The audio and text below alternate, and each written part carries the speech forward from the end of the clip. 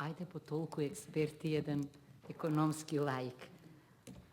Зошто дојдов денеска, прво морам да ви кажам.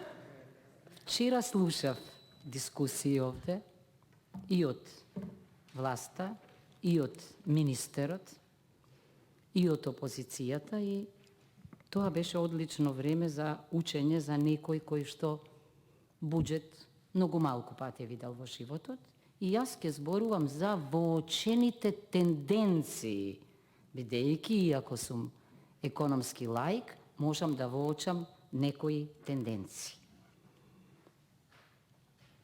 Но пред да го сторам тоа, не можам да не кажам дека председавањето со оваа комисија е добар пример како треба да се однесува председавачот, значи да не коментира туѓи, односно ваши и наши излагања, бидејќи тоа не е негова надлежност, и се разбира само во случај на одстапување од темата да реагира.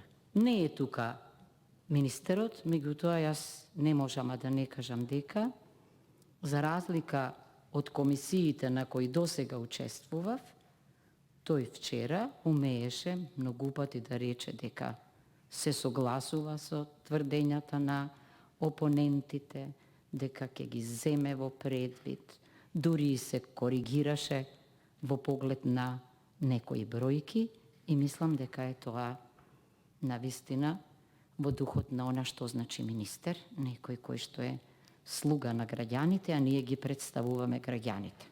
Кои се тие мои воочени тенденции за кои денеска би сакала да прозборам? Најпрво се разбира, мислам дека кризата врзана за COVID-19 беше своевиден тест, или ако сакате лакмус, и за здравјето на економиите, вклучувајќи ја и македонската економија, како што беше тест и за здравјето на демократијата, бидејќи државите со стабилни институции многу полесно и многу поадекватно одговорија, но најмногу тест за здравјето на нашето здравство. Што се покажа? Се покажа дека државите со силно јавно здравство, значи не приватно, туку јавно здравство, многу подобро одговорија и многу подобро се справија со заканите, не реагираа од ден за ден, не реагираа палијативно со поединечни мерки, туку системски. И затоа, ако нешто треба да произлезе од ова катарза, да речам, бидејќи сме соочени навистина со предизвик на катарза, е тоа, денеска многу пати го чув не само од опозицијата, туку, мислам, господинот Панче Минов неколку пати рече дека мораме да трагаме по системски решенија, зашто тие сигурно ќе не доведат до резултат кој што е очекуван и кој што е потребар.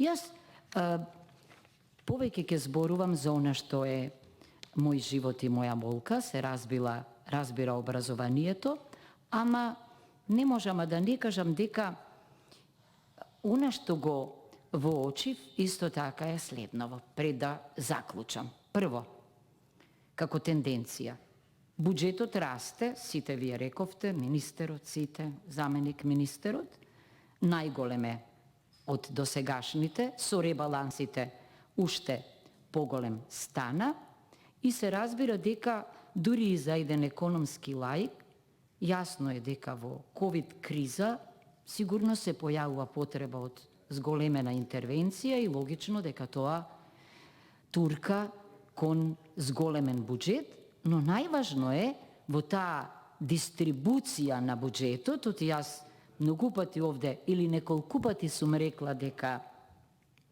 политичкиот систем или политиката значи пред се можност за алокација или реалокација, еве, во ребаланс би дошло ова реалокација на средствата и многу важно е каде, како и кој ќе ги реалоцира средствата, зошто бидејќи тогаш оние кај кои ќе се најдат тие средства ќе бидат во можност, ако навистина се на право место, да ги надминат проблемите и обратно. Ако средствата се искористени несоодветно, резултатот нема да дојде.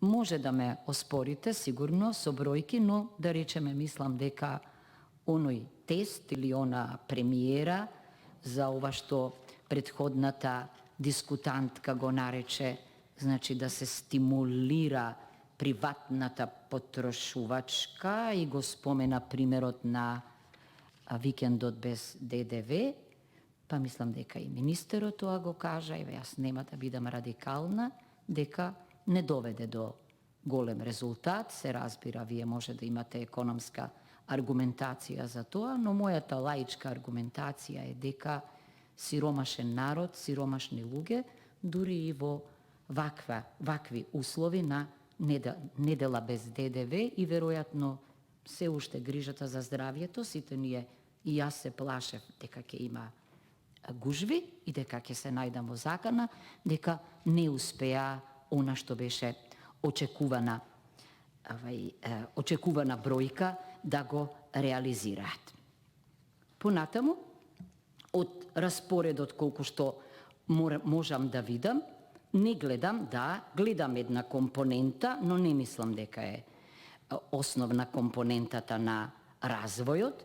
Може би сум лаик, но мислам дека и во услови на ребалансирање може да се инвестира или за да се доинвестира во некои капитални инвестиции. Веднаш ќе ви кажам нешто што мене ме боли, а пред очи е пред мојот факултет, тоа се оние два објекти карабина, едниот Финки, факултетот, и другиот за физичка култура.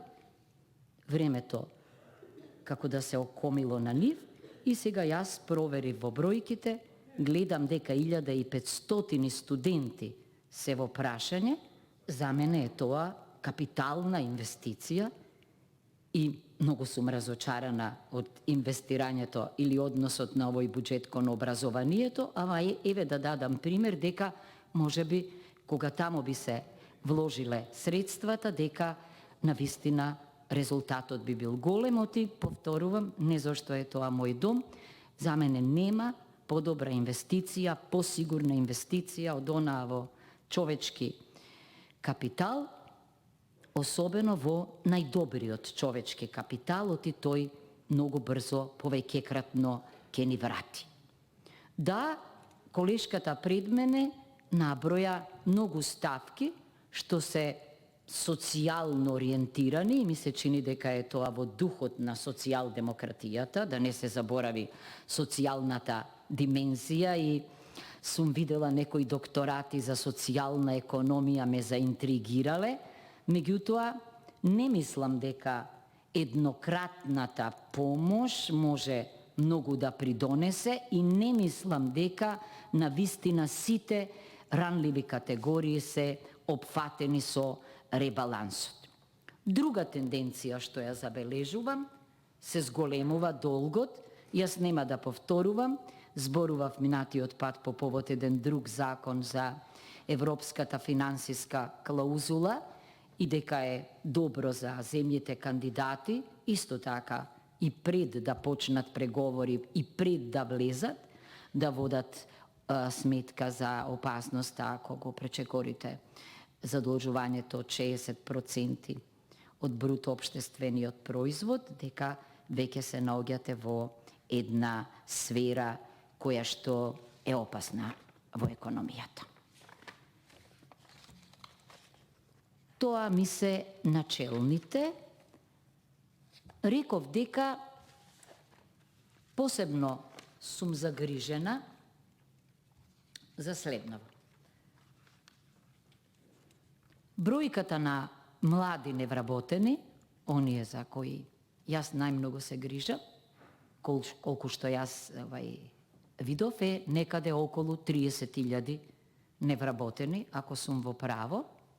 Мислам дека многу треба да се внимава на оваа бројка и нема да ми верувате, ама јас за време на COVID-19 веројатно во потрага по одбранбен механизам дури станав илузионист дека можеби COVID-19 ќе доведе до враќање на некои млади луѓе надвор, бидејќи го видов тоа во некои соседни држави, да речеме во Бугарија, дури имаше еден повик да се вратат, затоа што мнозина од нив се најдоа за време на кризата дома и дури изјавуваат дека се чувствуваат позаштитени. Сум го чула тоа и за овде, одошто за онаму каде што биле, за овде, и мислев дека да, ако акцентот го ставиме токму на оние кои се докажани европјани, американци или како сакате во различни сфери, дека и овде имаат шанса ако се вратат, да бидат посебно перцепирани и да има посебна грижа на државата за нив, дека би можеле еве да пробаат уште еднаш да ја препознаат иднината дома. Дури си размислувам за самиот термин баланс, ребаланс, што знам, за еден лаик баланс е некоја хармонија меѓу приходи и расходи, но многу тешко тоа го гледам. Ребаланс би значело да се доведе тоа што е дисбалансирано во некоја хармонија. Знам дека е тоа невозможно во вакви услови, меѓутоа, да бидам искрена, она што најмногу ме загрижува е следново. Мислам дека секоја реформа треба да почне од самите нас. И навистина, кога ги гледав ставките, не можева да не заклучам дека, например, оние огромни средства потрошени за непродуктивни цели, за мене да речеме намештај непродуктивна цел, да бидам искрена, или коли и така натаму, меѓутоа бројкава на потрошени пари за намештај, да речеме, повторно ме тера на нешто што во истава оваа сала сум го кажала, да речам дека аман од фрустрирани политичари, аман од малограѓани политичари, аман од снобови во политиката, бидејќи се разбира, мислам дека некои објекти на вистина беа дури опремени повеќе од што треба да бидат и тоа е за мене фрлање пари. Значи, ако имаше, како што велат економистите, јасни економски и социјални критериуми, тогаш мислам дека овој буџет малку поинаку ќе изгледаше. Например, видов дека најголем пораст има на трансфери, различни. И еве ќе кажам, да речеме, бидејќи од мојата сфера или блиската, гледам дека трансферите за невладини организации пораснале од 8,9 така на 10,3 милиони, значи за 1,5 милиони, и морам да кажам дека од секогаш невладиниот сектор го сметам за важен. Тоа е, значи, чуварот, критичарот на власта, но повторно јас кај невладините организации, можеби под импресија на она што се случува во последно време, препознавам две категории. Едните се think-tankovi, вистински, со предзнак европски, што многу значи, меѓутоа, меѓу нив има и такви што јас ги нарекувам тенкови, и повеќе се провладини, или ако сакате продолжени владини, одошто се вистински, и не мислам дека тие можат да бидат против тежа на власта.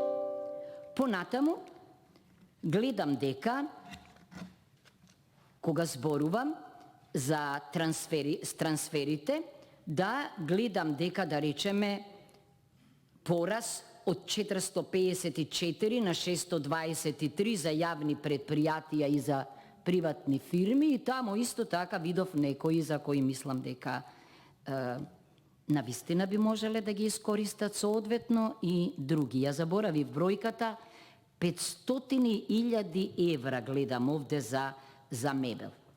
Има една ставка која е моја ноќна мора и мислам дека подитно во законодавството треба да го испитаме статусот на извршителите, гледам низ призма на граѓаните и мислам дека многу мои колеги и колешки овде правници го делат мојот став и кога видов дека има пораст тука од 5,1 милиони евра на 9,9 милиони евра, да бидам искрена, страф ме фаќа, шокирана сум. Бидејќи знаеме и затоа мислам дека е добро што во програмата на ВМРО ДПМНЕ, не знам колку сте запознаени, меѓутоа се внесе одредба дека ниту една наплата од страна на извршител не може да се однесува на домот, на живеалиштето, на станот, бидејќи јас сум убедена дека правото на домување, правото на,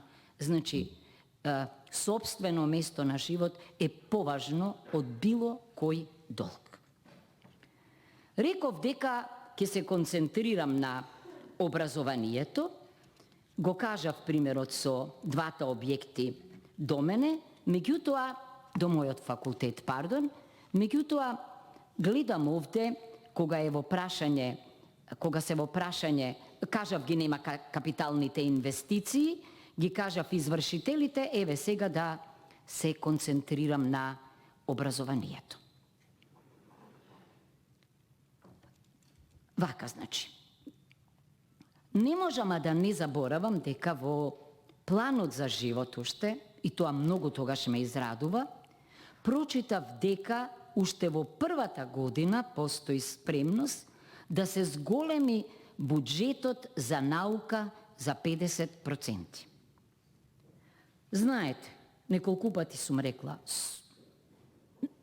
со 0,1% за наука, апсолутно илузија е дека било каков научен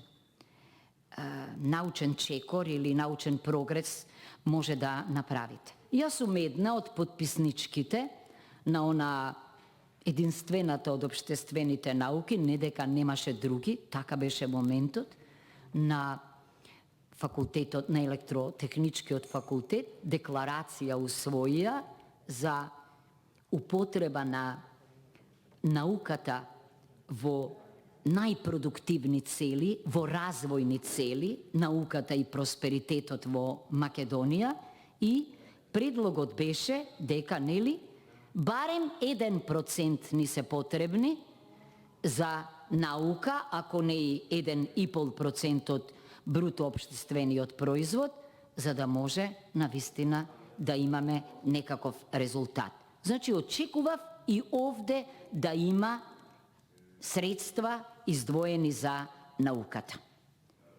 Значи, не само што нема ниту 0,00, туку, еве да бидеме искрени, за најперспективните научници, такви ги има, пред да се заминат, туку гледам овде намалување од цели 4%.